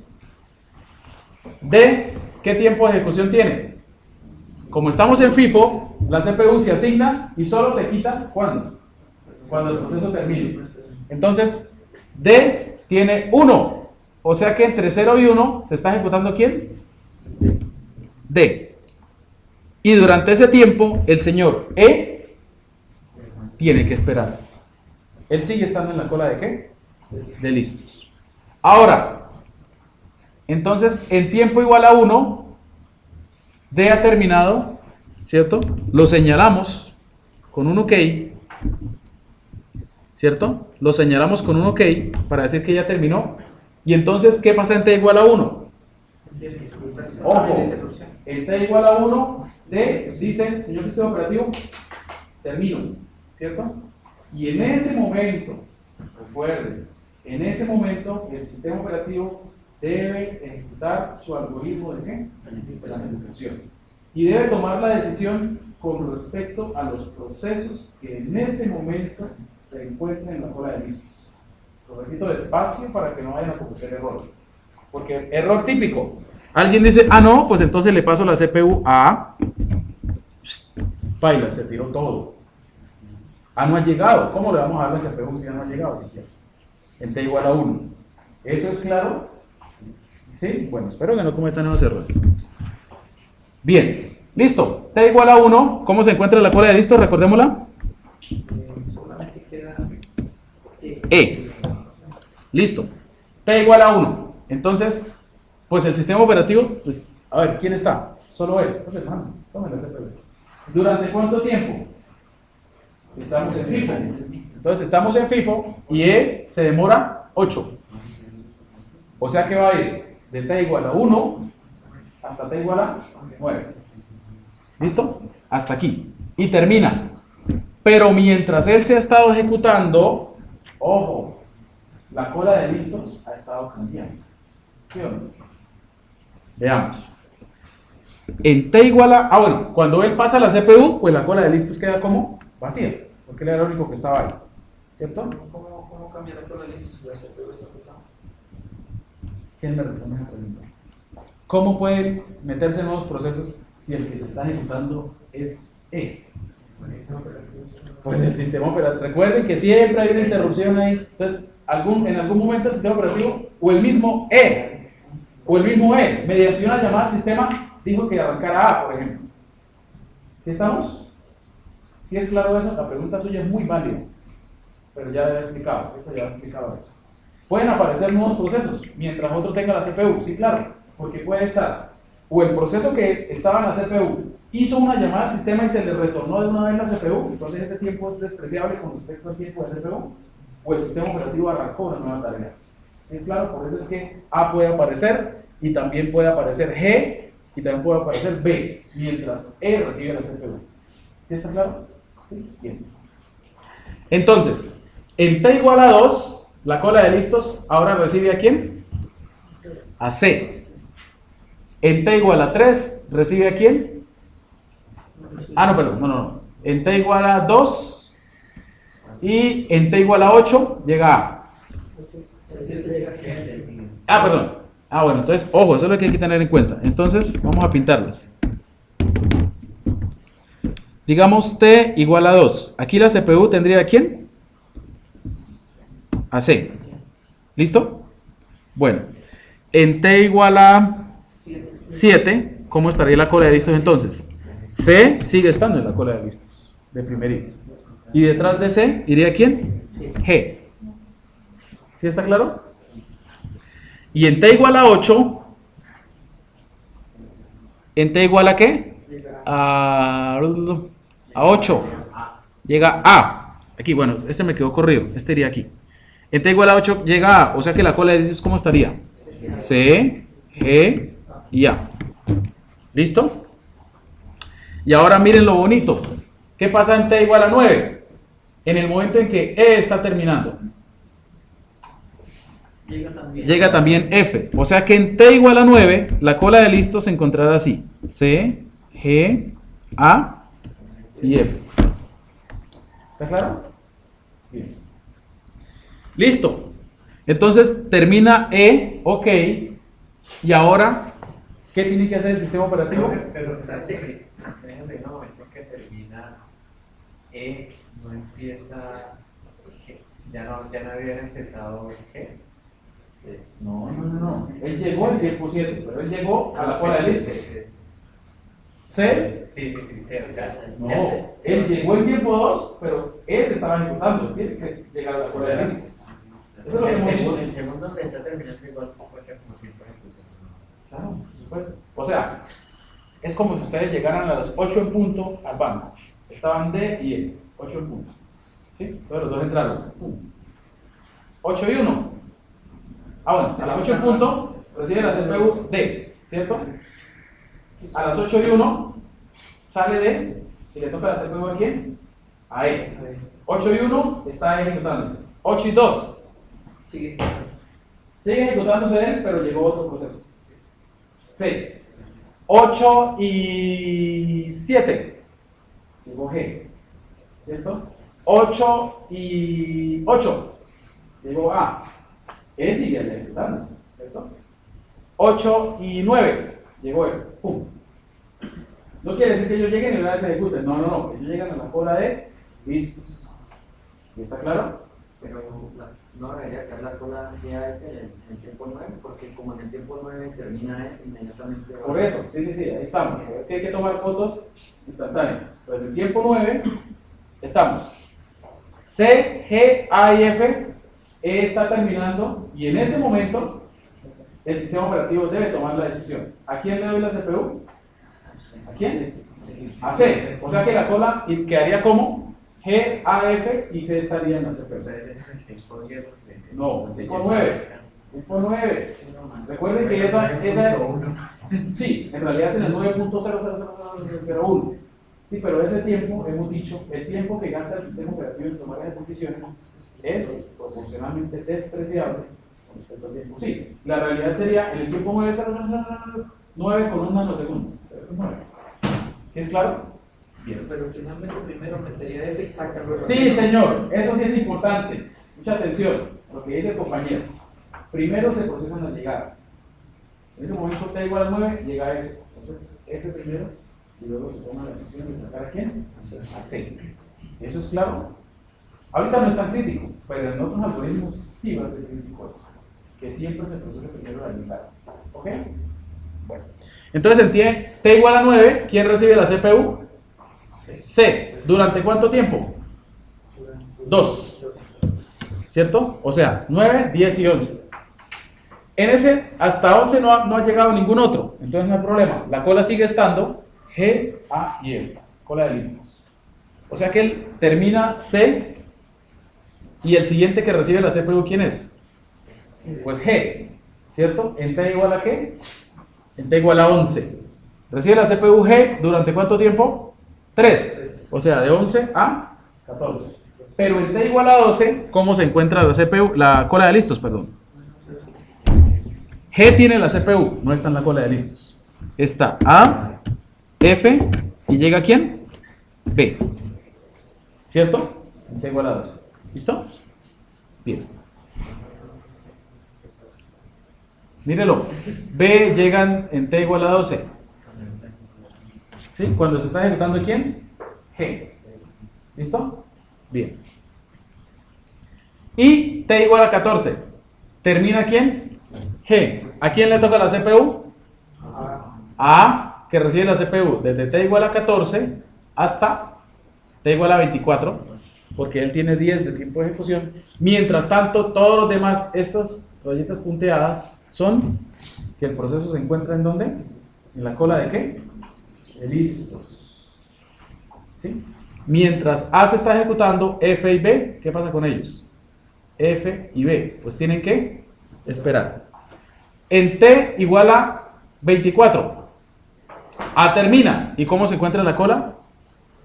F y B. O sea que la CPU se le asigna ¿a quién? A F. ¿Durante cuánto tiempo? 9. Entonces iría hasta 33. Todo ese tiempo B estuvo esperando y en T igual a 33, B recibe la CPU y termina. ¿Sí está claro entonces, tipo? Es el más sencillo. ¿Qué pasa si en tiempo 45 llega otro proceso? Llega proceso H. Pues sigue la simulación. Y luego llega IJK. ¿Está claro? O sea, pueden haber partes en donde no haya, entre comillas, nada. Pero no es que el sistema no esté haciendo nada. Sí, pues está el sistema operativo ahí recibiendo la CPU. Y además, todo sistema operativo, para solucionar ese problema, tiene un proceso dummy, un proceso que no hace nada, que se llama proceso inactivo del sistema. Que en Windows lo podemos ver.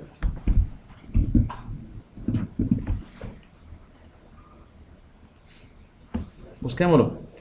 ¿Dónde está? ¿Dónde estás? ¿Es el que gasta más CPU? Sí, señor. Mírelo, proceso inactivo del sistema. Porcentaje de tiempo de actividad. Mire todo el tiempo que tiene hacer todo ese proceso inactivo del sistema. ¿Se puede matar? Sí, pero el sistema operativo va a peligrar. Es un proceso que garantiza que siempre la CPU esté ocupada. ¿Se acuerdan?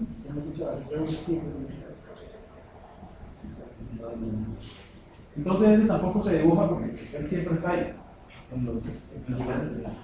¿Sí está claro? Bueno, continuemos.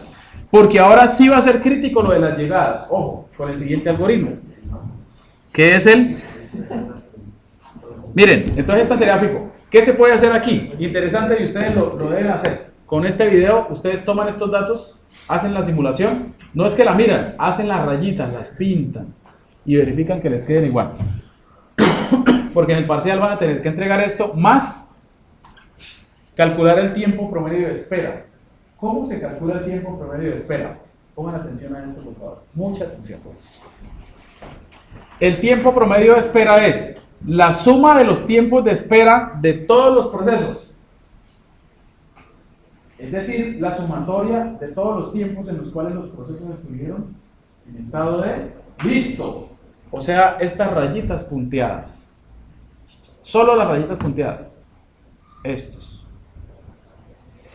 ¿Qué es ese tiempo?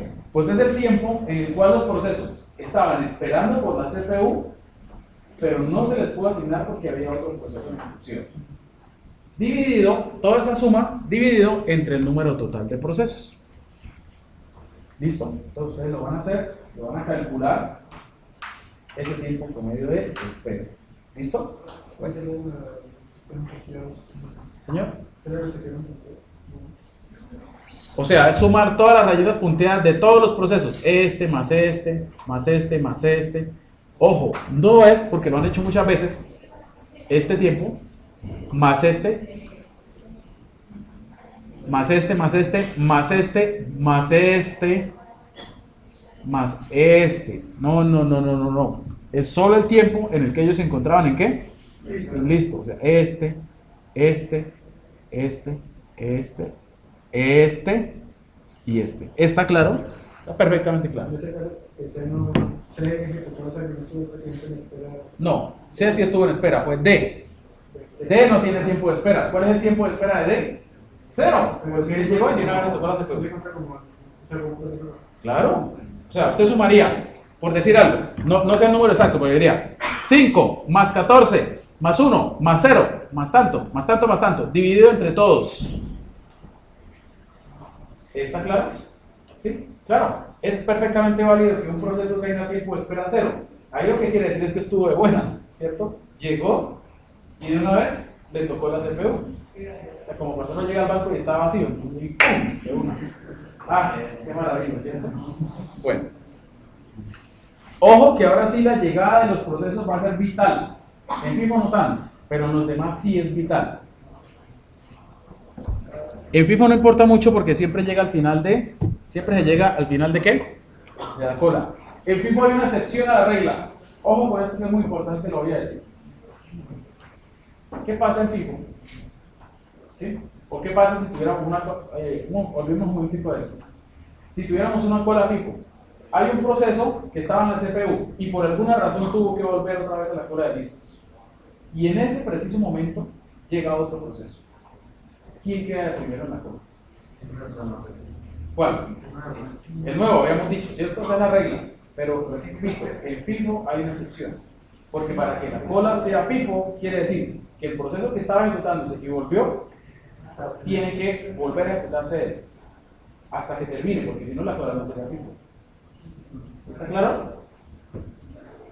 FIFO lo que quiere decir es, aparte de la llegada, lo que quiere decir es el proceso que estaba adelante tiene que completar su ejecución para que cualquier otro proceso se pueda ejecutar. ¿Está claro? Ahorita no lo vamos a ver, pero nosotros sí vamos a ver que eso se aplica. Aquí vamos con SJF.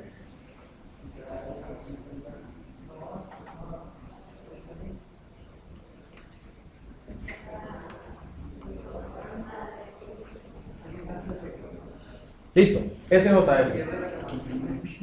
Uy, las 11. Ya, dejamos ahí. ¿Sí? Está emocionado yo.